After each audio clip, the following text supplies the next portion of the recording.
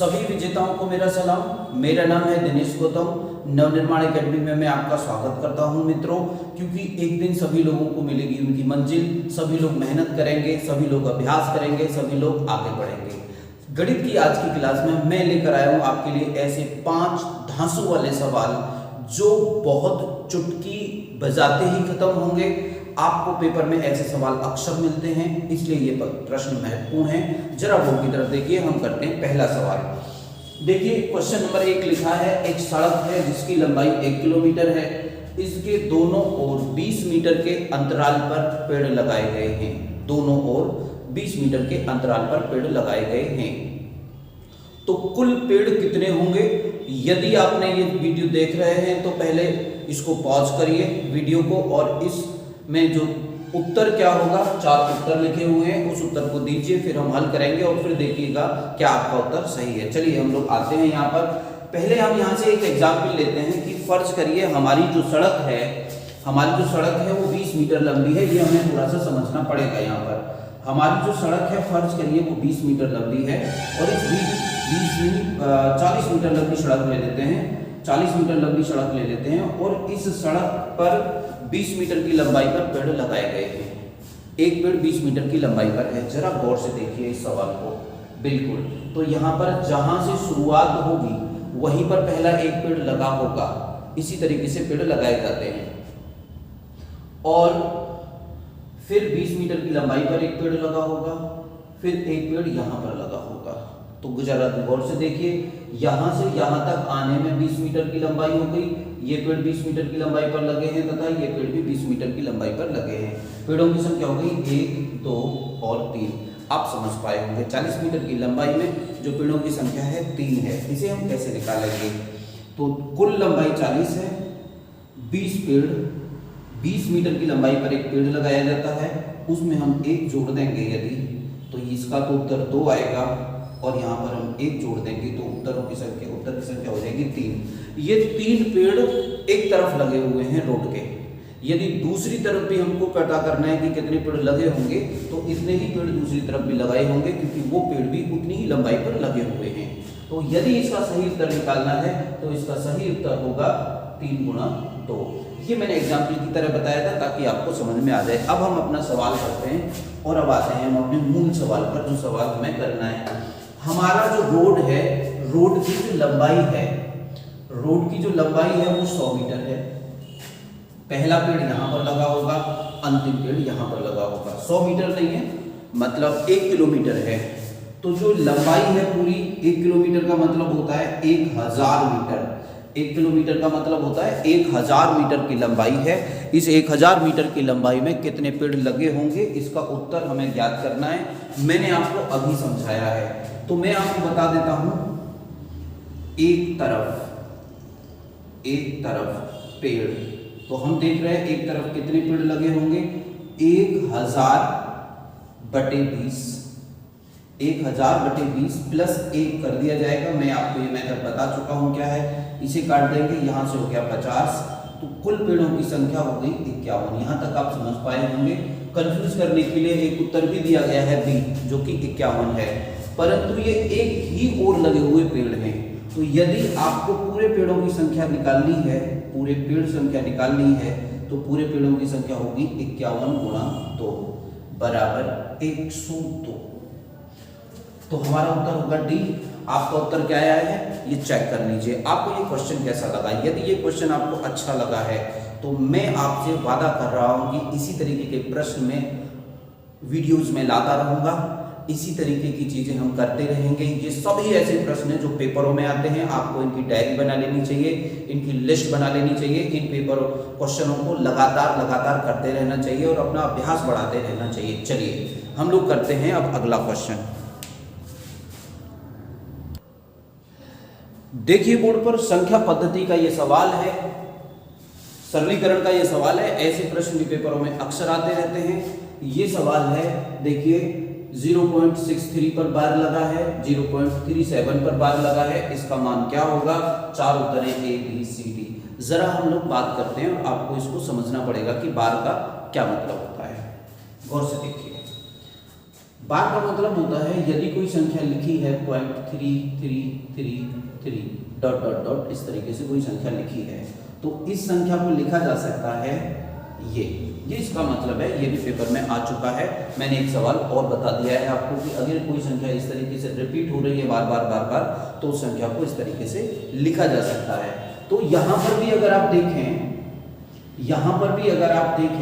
तो आपको 0.676767 और डॉट डॉट डॉट इस तरीके का लिखा मिले तो आप इस सवाल को कैसे हल करेंगे, इसको कैसे लिखा जा सकता है। तो इस सवाल को लिखा जाएगा क्योंकि 676767 ही रिपीट हो रहा है इसलिए उत्तर होगा 0.67 पर बार। ये इसका उत्तर होगा। परंतु हमसे पूछा गया है कि पॉइंट तो चलो मैंने दूसरा दे दिया है, ये तो 67 है, 63 लिखा हुआ है ऊपर। आप समझ सकते हैं कि हम संख्याओं को इस तरीके से लिखेंगे। अब हम पहले तो मैंने बताया कि बार लगाया कैसे जाता है, इसका क्या मतलब होता है। तो जरा गौर से देखिए इस बात को, आपको ये समझना होगा। अभी तो फिलहाल ये समझ लीजिए कि जिस तरीके से यहाँ पे लिखा है 0.3 पर बार, इसका मतलब ये होगा कि जितनी अंकों पर बार पहले तो इस संख्या को लिखिए तो हमने 3 लिख लिया और ये देखिए कि कितने अंकों पर बार लगा हुआ है। यहाँ पर बार लगा है केवल 1 अंक पर। तो यदि बार 1 अंक पर लगा है तो उतनी ही बार आपको 9 लिखना पड़ेगा। याद रखना है आपको, एक ही अंक पर बार लगा हुआ है और एक ही अंक पर एक ही बार आपको 9 लिखना पड़ेगा। यदि इसमें सवाल इस तरीके से होता कि 0.67 जो मैंने उदाहरण दिया था ये है, तो हमको लिखेंगे 67/9।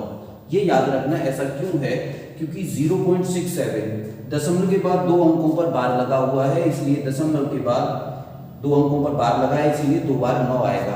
आप सोचेंगे कि यदि ये 3 बार हुआ होता तो फॉर एग्जाम्पल अगर ये होता 1 2 3 पर बार तो हम इसको लिखते 1 2 3/999। अब आप समझ पाए होंगे कि मसला क्या है, बार का मतलब क्या होता है। उम्मीद है आपको ये चीज़ अब समझ में आ गई होगी और हम अब हल करते हैं अपने सवाल को। अभी तक मैंने बताया कि बार का क्या मतलब है। अगर आपको ये चीज़ें अच्छी लग रही हैं, पसंद आ रही हैं, तो मेरा अनुरोध है कि आप हमारे वीडियो को सब्सक्राइब करो, अन्य लोगों तक इस बात को पहुँचाओ कि हम अच्छा काम कर रहे हैं, आपको लाभ मिल रहा है और आपके जानकार भी ऐसा लाभ ले पाएँ। मेरा आपसे अनुरोध है आप इन वीडियोज़ को शेयर करें। तो ज़रा देखिए हमारा जो क्वेश्चन है जो हमको हल करना है, हमारा क्वेश्चन है 0.63 प्लस 0.37 यस। तो अब हम अगर इसे लिखेंगे तो ये होगा 63/99 प्लस 37/99। ऐसा क्यों हमने किया? क्योंकि यहाँ पे 6 और 3 है और दोनों ही संख्याओं पर बार लगा हुआ है, दोनों ही अंकों पर, इसलिए हमने 2 बार 9 लिखा। यहाँ पर भी 3 और 7 पर बार लगा हुआ है दशमलव के बाद, इसलिए हमने 9 लिखा। अब आप इस बात में कंफ्यूज मत होना कि अगर दशमलव के पहले कुछ संख्याएं हुई तो फिर क्या केस बनेगा। उस केस की हम बात करेंगे जब रेगुलर क्लासेस करेंगे। अभी आपको मैंने कंसेप्ट समझा दिया है यहाँ पर। तो देख लीजिए, अब क्योंकि बीच में प्लस का साइन लगा है इसलिए इसे जोड़ना पड़ेगा। जोड़ने के लिए हमें यहाँ पर लेना पड़ेगा एलसीएम 99 है तो होगा 63 प्लस 37। तो इसको जब जोड़ देंगे हम तो होगा 100 और 100/99 हमारा उत्तर हो गया। देख लीजिए 100/99। यहाँ पर विकल्पों को लिखने में थोड़ी गलती हुई है। 100/99 यहाँ पे हम लोग बना लेते हैं 100/99। ये हमारा उत्तर होगा।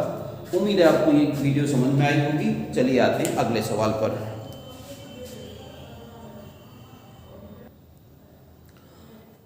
देखिए बोर्ड पर आपके लिए तीसरा क्वेश्चन है। बहुत ही एकदम क्रांतिकारी क्वेश्चन है, धड़ाके का क्वेश्चन है। जरा बोर्ड पर देखिए इस क्वेश्चन को।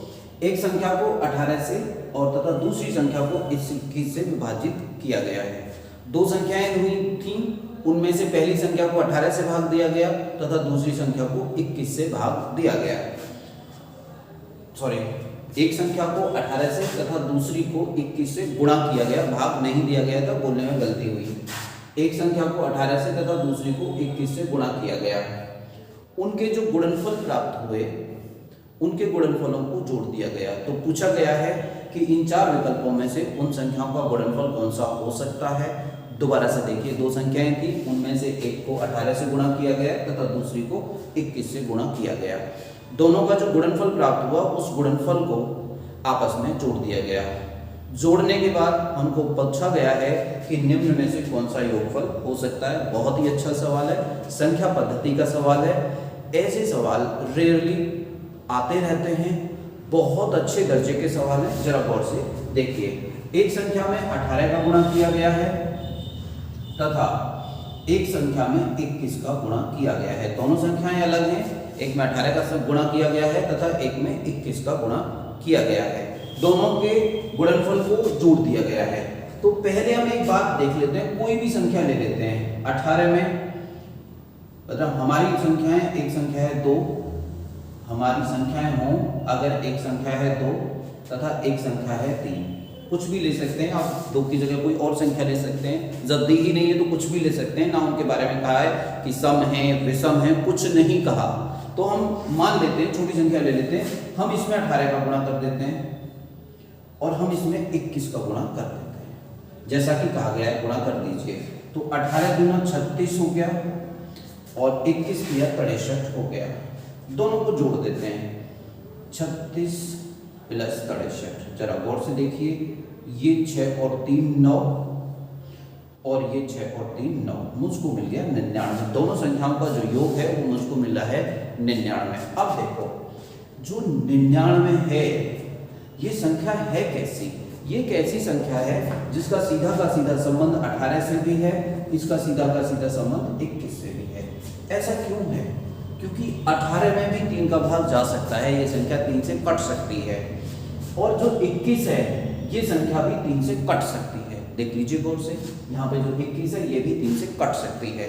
तो भाज्यता के नियम से मुझको ये पता चलता है कि जो संख्या आएगी, जो योगफल आएगा, वह भी 3 से अवश्य कट रहा होगा। इसी से हमारा सवाल होगा। तो देखते हैं कौन सा योगफल 3 से कट सकता है। देखिए, ये तो है 208, तो जहां 8 होता है वहां पे अंकों का योग करके देख लीजिए, विभाज्यता के नियम से 8 और 2 10। इस संख्या के जो अंक हैं उसके अंकों का योग होगा 10, और 10 से 10 जो है वो 3 से नहीं कटता है, इसलिए ये मेरा उत्तर नहीं होगा। आगे देखते हैं, 6 और 2 8। इस संख्या के अंकों का योग 8 होगा और 8 भी 3 से नहीं कटता है। यहाँ पे है 2 और 2 4, क्योंकि बीच में तो 0 दिया गया है। 2 और 2 4, तो 4 भी 3 से नहीं कटता है, इसलिए मेरा ये उत्तर नहीं होगा। जरा देखो, 7 और 2 9, और 9 3 से कट जाता है, इसलिए यही मेरा उत्तर होगा। आपको कैसा लगा ये सवाल कमेंट में लिखकर जरूर बताइए। यदि आपने ऐसा सवाल पहली बार पढ़ा है, ऐसा कंसेप्ट पहली बार पढ़ा है, इस तरीके की भीतरी बात पहली बार पढ़ी है, तो प्लीज कमेंट करके बताइए कि यस, हमने पहली बार ये पढ़ी है। मेरी उम्मीद है मैं खूब अच्छी तरीके से अपनी पूरी मेहनत करके आपको सवाल पढ़ा रहा हूँ। आप देख लीजिए सवाल को गौर से, कितने बेहतरीन सवाल हैं ये, कितने कंसेप्चुअल सवाल हैं। यस, बोर्ड पर देखिए, आपके लिए आ गया है चौथा क्वेश्चन। बेहतरीन सवाल है। ऐसे सवाल तो निरंतर पेपरों में पूछे जाते रहते हैं, सभी प्रकार के पेपरों में ऐसे सवाल पूछे गए हैं। आप आंसर पेपर खोलकर देखिएगा। चलिए करते हैं इस सवाल को। जरा देखिए, राम से एक संख्या को 7/8 से गुणा करने को कहा गया, लेकिन उससे गलती हो गई और उसने 7/8 का भाग दे दिया। इस प्रकार जो उत्तर प्राप्त हुआ वह ओरिजिनल उत्तर से 15 ज्यादा प्राप्त हुआ। तो वह जो संख्या थी उसके अंकों का योग क्या था, पहले हम देखते हैं लंबे मेथड से, फिर हम देखेंगे कि इन सवालों में हमको करना क्या चाहिए और कैसे हम इन सवालों को करेंगे, कैसे हैंडल करेंगे। जरा गौर से देखिए, मान लेते हैं कि वह संख्या, जो हम मान लेते हैं वह संख्या x थी। यदि वह संख्या x थी, जरा गौर से देखिए, यदि वह संख्या x थी तो और हम इसमें गुणा करते 7/8 का, तो हमारा उत्तर होता 7/8, परंतु उसने 7/8 से भाग दे दिया। देखिए, 7/8 से भाग दे दिया। तो हमारा नियम ये कहता है कि ये जो संख्या है ये जो संख्या है ये फिर क्या होगी, ये 8 ऊपर चला जाएगा, 8 ऊपर चला जाएगा तो संख्या हो जाएगी 8x/7। देखिए गौर से 8x/7, क्योंकि 7 नियम के अनुसार 7 नीचे रह गया और 8 ऊपर चला जाता है। तो यदि ये संख्या रह जाती है तो अब आप देख लीजिए संख्या में अंतर आ गया, संख्या हो गई 8x/7 माइनस 7x/8। गौर से देखिएगा बराबर 15। ऐसा सवाल में दिया है, मैंने नहीं लिखा है कि जो नया उत्तर आया वह नया उत्तर बढ़ गया, तभी तो 15 ज्यादा आया, अर्थात ये संख्या बड़ी होकर आई। तो ये संख्या बड़ी होकर हो गई 8x/7। मैंने बताया आपको कि 8 ऊपर चला जाएगा, ये गणित का नियम कहता है, तो ऊपर चला जाएगा 8x/7 और 7x/8, इन दोनों का अंतर निकाल लेंगे। तो जब अंतर निकालेंगे तो ये विधि है कि यहाँ पे हमको एलसीएम लेना पड़ेगा इस संख्या का। 8 और 7 का जो एलसीएम होगा 56 होगा, 7 से भाग लगाएंगे, 7 8 56, तो ये 64x हो गया। गौर से देखिए, तो ये 8 7 56, ये 49x हो गया, 49x बराबर 15। गौर से देख लीजिए सवाल को, 64 में से 49 को यदि घटाएंगे तो होगा 15x/56 बराबर 15। गौर से देख लो सवाल को, यही होगा, ऐसा आपको करना ही पड़ेगा, ऐसे सवालों का अभ्यास करना पड़ेगा और इनको मन ही मन करने का आपको कोशिश करना पड़ेगा। इस तरीके से इन सवालों को समझना पड़ेगा। अगर हम इस सवाल को यहाँ पर करें और कुछ 7 8 की तरह इसको समझने की कोशिश करें तो देखिए x बराबर 15, इसकी वहां जाके गुणा हो जाएगी 56 और इस 15 का इधर आके भाग हो जाएगा बटे 15 और 15 से 15 कैंसिल हो जाएगा, उत्तर आ गया 56। तो ये हमारी जो संख्या थी, जिस संख्या में गुणा करने के लिए कहा गया था उसने गलती से भाग कर दिया था, वह संख्या थी 56। लेकिन हमसे संख्या नहीं पूछी गई है, हमसे पूछा गया है कि उस संख्या के अंकों का योग क्या होगा। तो ये 2 अंकों की संख्या है 5 और 6, 56 हो गया, और 5 और 6 को यदि जोड़ दें, हमसे पूछा गया है अंकों का योग 5 और 6 बराबर 11। तो आप देख पा रहे होंगे हमारा उत्तर क्या होना चाहिए, डी होना चाहिए हमारा उत्तर। बजाओ ताली, आपको समझ में आ गया होगा। ऐसे सवालों की आपको अभ्यास करना है। अब हम देखते हैं कि पेपर में ऐसे सवालों को कैसे करेंगे। आपको पहली बात तो करना पड़ेगा अभ्यास ऐसे सवालों का। ऐसे सवालों की एक लिस्ट बना लीजिए, 10-15 सवाल इकट्ठा कर लीजिए। बहुत सारी किताबों में ऐसे सवाल होते हैं, हम आने वाली क्लासेस में ऐसे सवाल करा देंगे और फिर उनको आपको करना सीखना होगा। तो सिंपल बात है, 7/8 और 8/7 हमको जब मालूम होता है, जब भाग देंगे तो वह उल्टा हो जाएगा। भाग देने के बाद भिन्न उल्टी हो जाती है। 8/7 हमको मालूम है, इन दोनों में ही कुछ हमको करना पड़ेगा। तो नीचे तो आ जाएगा 56, कहीं कोने में जाके कर लेंगे 56। तो 8 7 56, 7 7 49 माइनस 7 8 56 और 64, ये अंतर कितना आ गया 15। देख लो गौर से, ये अंतर 15 आ गया। तो हमको करना पड़ेगा 15/56 बराबर 15। 15 से 15 कट जाएगा, उत्तर हो जाएगा 56। सवाल हो गया। आप चाहे तो x लगा लीजिए, आप चाहे तो x लगा लीजिए। वो लंबा मेथड था, हमको इस तरीके से ऐसे सवाल करने के लिए भिन्नों का उपयोग करना होगा। ऐसे सवालों में एक चीज और अपनाते हैं, यदि दोनों संख्याएं 7 और 8, 8 और 7 दोनों संख्याएं यदि सहअभाज्य हैं तो गौर से देखिए, इसमें 7 7 49 और 8 8 64। बहुत गौर से देखिए, ये मैं दूसरी विधि आपको बता रहा हूँ। 7 7 49 और 8 8 64। हमको सवाल ये दिया गया है, हमको सवाल ये दिया गया है कि 7/8 से करना था उसको गुणा, परंतु 8/7 से गुणा कर दिया। ये उल्टा हो जाता है। 8/7 से गुणा करने का मतलब जो 7 8/8 से भाग देंगे तो 8 अपने आप ऊपर चला जाएगा। तो अभी दोनों एक ही बात है कि वह 7/8 से गुणा कर देगा तो भी 8/7 हो जाएगा, और या फिर वो कह सकता था उससे 7/8 से गुणा करने के लिए कहा गया था, परंतु उसने 8/7 से गुणा कर दी। दोनों का अर्थ एक ही है। जो मैंने बात बोली इसको बार बार आप सुनकर देखिएगा मैंने क्या बोला है, ठीक है। तो हो गया। अब ये दोनों सहअभाज्य संख्याएं हैं, तो इन दोनों सहअभाज्य संख्याओं का जो अंतर आएगा, देखिए जरा, 7 7 49 और 8 8 64। तो ये जो अंतर आएगा, ये अंतर 15 आएगा बेटा, ये अंतर ही 15 आएगा, देख लीजिए। तो अब एलसीएम तो मेरे माइंड में आ जाएगा ना, एलसीएम मेरे माइंड में आ गया 56, मुझको मालूम है 15 से तो 15 कटे गई। ऐसी कैलकुलेशन 15x/56, ये मैं बोर्ड पर करके बता रहा हूँ आपको बार बार, ऐसी कैलकुलेशन हम मन ही मन करेंगे तो x बराबर 56 हो जाएगा। इतना लिखने की आपको आवश्यकता नहीं पड़ेगी। इसी की मैं बात कर रहा हूँ बार बार, 2 सेकंड में 2 सेकंड में 2 सेकंड में, वाकई में सवाल 2 सेकंड से 5 सेकंड के अंदर खत्म हो जाते हैं। अगर आपका अभ्यास बहुत अच्छा है, अभ्यास तो आपको करना ही पड़ेगा। इसकी बात आप प्रयास कितना करेंगे इससे मतलब नहीं है, अभ्यास कितना करेंगे इससे ज्यादा मतलब होता है परीक्षा में, ठीक है ना। तो आप इन चीजों का अभ्यास करते रहिए, लगातार ऐसे वीडियोस देखते रहिए, लगातार ऐसे काम करते रहिए। देखिए बहुत ही खूबसूरत सवाल आ गया है आपके लिए गणित का, क्वेश्चन नंबर 5। ये आज की क्लास का अंतिम सवाल है, क्योंकि हम 5 सवालों की ही वीडियो बनाते हैं। संख्या दी गई है 4 की घात 61 प्लस 4 की घात 62 प्लस 4 की घात 63। ये संख्या निम्न में से किससे विभाजित होगी? आर्य अग्रवाल की किताब में या अन्य किताबों में 1-2 सवाल होंगे, वहां से उठा के आप लिस्ट बना लेना। ये सवाल कठिन भी कर दिया जाता है, मैं सवाल को बता देता हूँ। देखिए 4 की घात 61, 4 की घात 62 और 4 की घात 63 ये दिया गया है। पूछा गया है ये सवाल, ये संख्या किससे विभाजित होगी? तो ऐसे सवालों में सबसे छोटी वाली जो घात है उसको कॉमन ले लेते हैं। ये घात तो पूरी कॉमन हो गई, तो यहाँ पे तो बचेगा 1। यहाँ पे 4 की घात 62 है, तो यहाँ पे बचेगी 4 की घात 1 और यहाँ पे बचेगी 4 की घात 2, क्योंकि 4 की घात 63 में से 4 की घात 61 निकल गई, तो ये आ गया 4 की घात 61।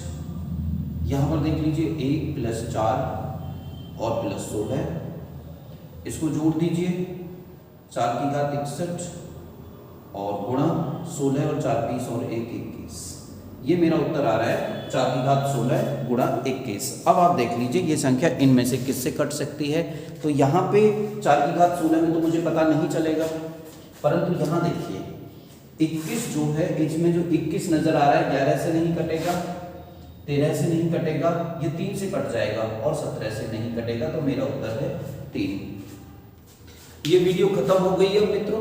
आप हमारी वीडियोस को लाइक कर दीजिए, शेयर कर दीजिए, अपने मित्रों तक इसे फैला दीजिए, ताकि बहुत सारे लोगों को इसका लाभ हो सके। ये सभी क्वेश्चन ऐसे हैं जो पेपरों में आते रहते हैं।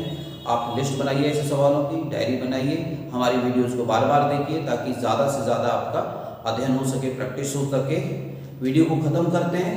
जय हिंद, धन्यवाद।